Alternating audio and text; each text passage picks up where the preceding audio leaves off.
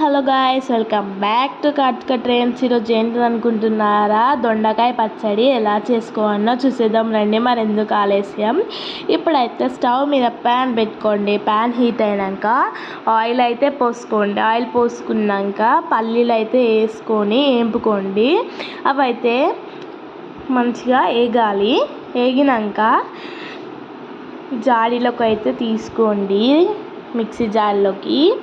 Next ఇప్పుడైతే నూనెలో మిరపకాయలు అయితే వేపుకోండి. కొంచెం అయితే దూరం ఉండండి, ఎందుకంటే బాగా చిల్లుతాయి అవి.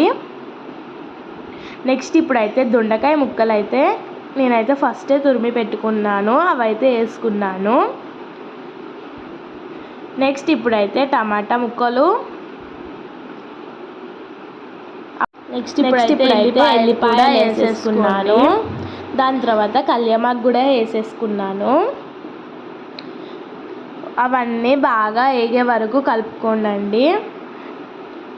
అంతలోపు మిక్సీ జార్లో చింతపండు వేసుకోండి, జీలకర్ర వేసుకోండి, ఉప్పు వేసుకోండి రుచికి సరిపడా. నెక్స్ట్ ఇప్పుడైతే మనము వేపుకున్నవి అయితే మిక్సీలో వేసుకొని మిక్సీ పట్టేసుకోండి.